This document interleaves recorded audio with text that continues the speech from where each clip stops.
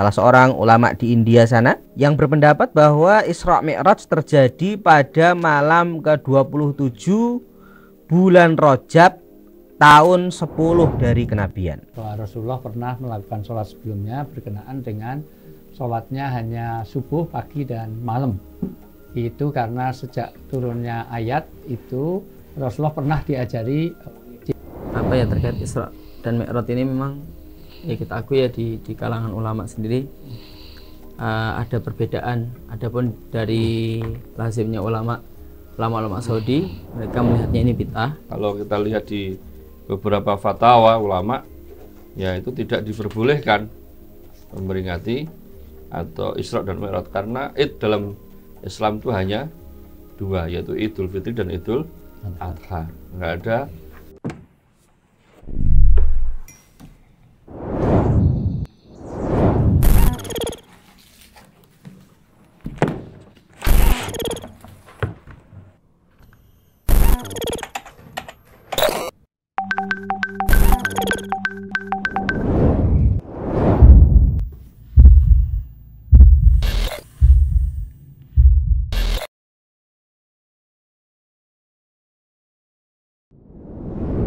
Assalamualaikum warahmatullahi wabarakatuh. Alhamdulillahirabbil alamin.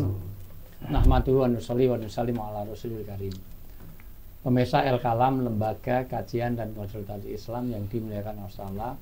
Akhir-akhir ini banyak orang Indonesia utamanya memperingati Hari Besar Islam. Berkenaan dengan itu banyak pertanyaan yang masuk mengenai Isra Mi'raj. Yang pertama ditanyakan tentang bagaimana dan kapan Isra Mi'raj itu. Yang kedua tentang bagaimana kedudukan peringatan itu sendiri terhadap Isra Mi'raj itu, dan juga hadis-hadis sahih, keterangan-keterangan yang cukup bisa dipertanggungjawabkan secara Quran dan hadis kaitannya dengan peristiwa-peristiwa yang ada di dalam Isra Mi'raj. Jamaah El Kalam, kaum muslimin, kaum muslimat rahimakumullah. Untuk waktunya dulu. Untuk waktunya dulu, jadi kapan Isra Mi'raj terjadi? Jamaah kaum muslimin, kaum muslimat rahimakumullah. Di sini saya mengutip dari Syekh Sofiyur Rahman Al-Mubarakfuri. Beliau adalah pengarang kitab Ar-Rahiqul Maktum, ya, yang mengulas sirah nabawiyah. Di sini beliau menjabarkan ada 6 pendapat. Jadi memang ada perbedaan di antara para ulama tentang pastinya terjadinya Isra Mi'raj ini, ya. Yang pertama adalah pendapat dari Imam At-Tabari, ya, menurut saya Sofiyur Rahman di sini, yaitu Isra Mi'raj terjadi pada tahun di mana Nabi Muhammad ditunjuk sebagai nabi dan rasul. Kemudian yang kedua, yang menurut Syekh Sofiyur Rahman adalah pendapat dari Imam Nawawi dan Imam Al-Qurtubi rahimahumullah. Isra Mi'raj terjadi 5 tahun setelah kenabian. Kemudian pendapat yang ketiga, ini adalah pendapat dari Al-Alamah Al-Mansur Furi, ya, salah seorang ulama di India sana, yang berpendapat bahwa Isra Mi'raj terjadi pada malam ke-27 bulan Rajab tahun 10 dari kenabian. Kemudian pendapat yang keempat terjadi pada tahun 12 dari kenabian di bulan Ramadan. Kemudian pendapat yang kelima, tahun 13 dari kenabian di bulan Muharram, ya. Kemudian pendapat yang terakhir, tahun ke-13 dari kenabian di bulan Rabiul Awal. Memang di sini ada beberapa perbedaan tanggal, tetapi di sini beliau menggarisbawahi bahwa semua pendapat ini menyatakan bahwa sholat fardu, ya, itu baru disyariatkan di Isra Mi'raj. Jadi kapanpun Isra Mi'raj itu disebutkan, ya, yang paling penting di sana para ulama bersepakat bahwa sholat fardu, sholat 5 waktu yang kita kerjakan setiap hari ini baru disyariatkan semenjak Isra Mi'raj. Walaupun ada perbedaan waktunya tersebut, memang jelas ada perbedaan waktu, ya, perbedaan di antara para ulama kita rahimahumullah, begitu Pak.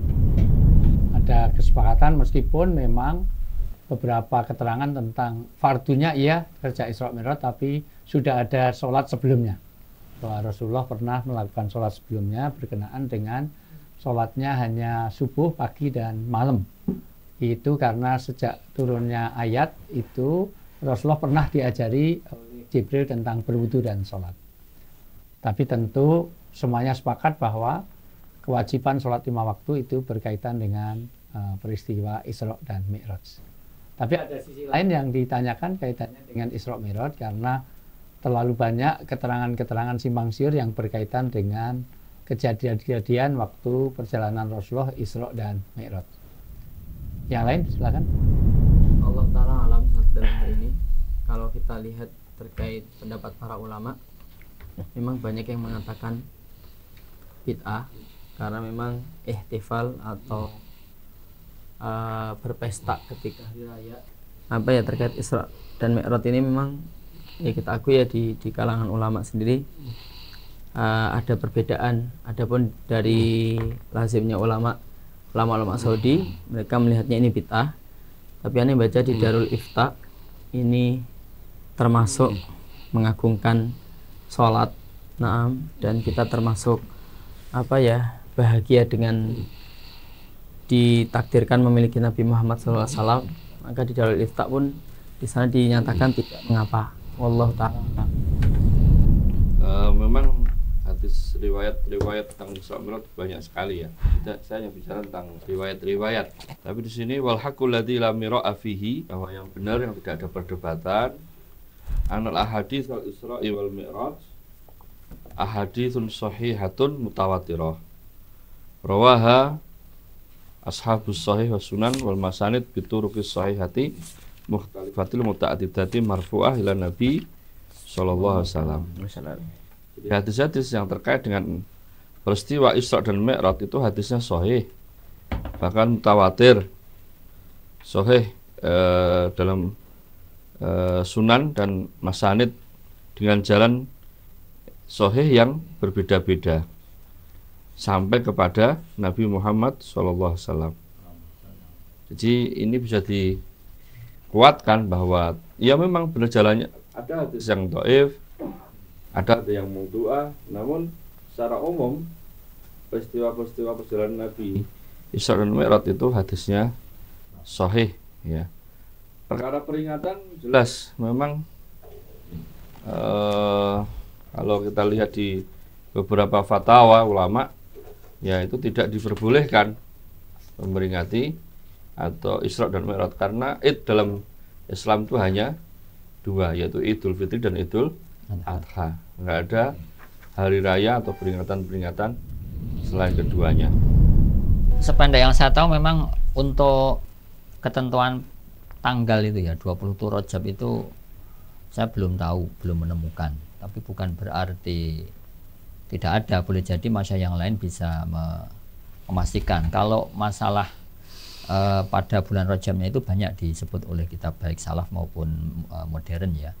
Masalah itu terjadi pada bulan Rajab. Hanya memang terkait dengan pertanyaan ya kapan itu, apakah ada dalil yang menguatkan bahwa itu terjadi pada tanggal 27. Ya tadi hanya qaul ya, qaul tadi dari Ustadz Imad menukil pendapat Syekh siapa tadi yang Al-Mansur Al-Furi tadi ya.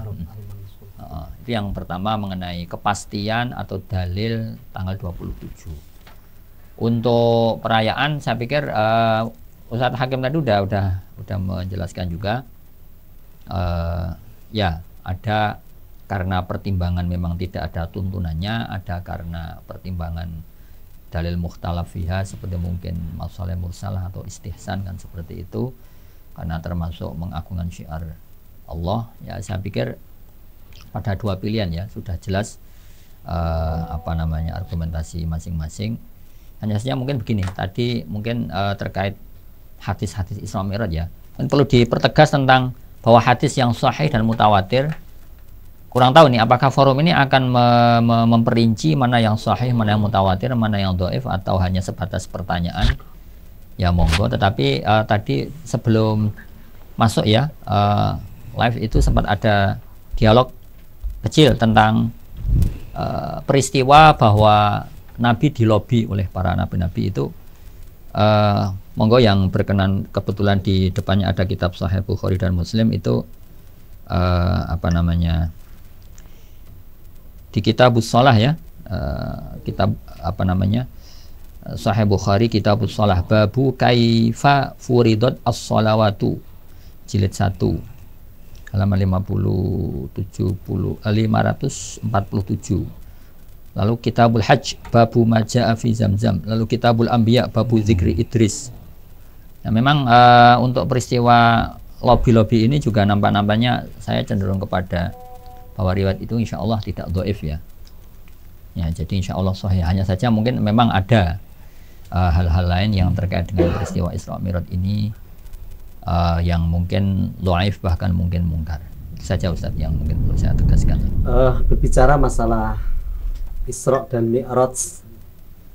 Jadi Isra dan Mi'raj itu min ahammiyati dalailin nubuwah. Ya. Termasuk dalil-dalil tentang kenabian Rasulullah Sallallahu Alaihi Wasallam. Dan ayatnya jelas ya. Itu dalam surat Al-Isra ayat 1 ya, menjelaskan tentang asra bi abdihi. Memang peristiwa itu, setelah peristiwa itu ketika Rasulullah Sallallahu Alaihi Wasallam datang ke Mekah, memang masyarakat terpecah gitu loh.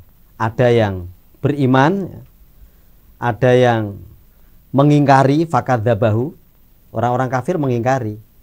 Sedangkan wasaddaqa bihi al-mu'minun, orang-orang mukmin membenarkan. Dan ada yang watarot dada, ada yang ragu-ragu ya. Jadi terpecah. Maka itu latar belakang kenapa Abu Bakar disebut dengan As-Siddiq. Itu karena beliau membenarkan tentang kebenaran Isra Mi'raj. Tentang peristiwanya memang terjadi khilaf di kalangan para ulama ya. Di kalangan para ulama tadi sudah disebutkan Ustadz Imad. Ibnu Hazm mengatakan qoblal hijrah bisanatin, 1 tahun sebelum hijriah. Kemudian ada yang berpendapat qoblal hijrah bisalasi sinina, 3 tahun sebelum hijrah. Itu menurut Ibnul Athir. Kemudian ada yang mengatakan qoblal hijrah bisanatin wasalasati ashur, 1 tahun 3 bulan, Ibnu Faris ya. Imam An-Nawawi dalam Raudhahnya mengatakan lailatu saba'i wa isrina ya.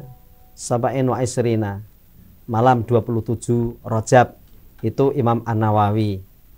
Ada lagi ya, ada yang berpendapat tapi kila gitu ya. Imam Az-Zuhri ba'dal mab'ats bi khamsin sinina, itu ya.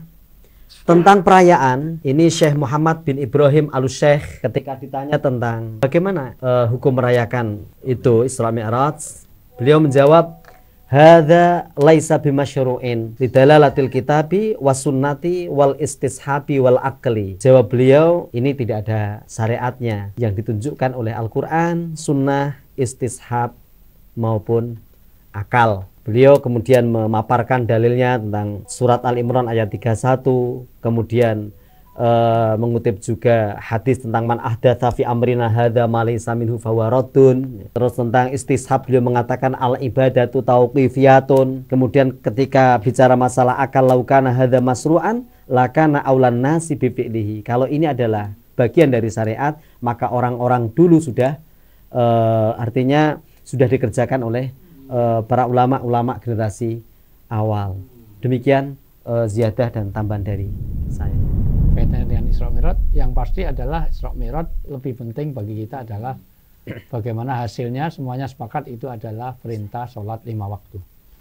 Dan betapa pentingnya sholat 5 waktu itu, karena kenyataannya dari Isra Mi'raj itu nanti akan menjadikan pembeda antara orang Islam dan orang kafir, yaitu as-sholah.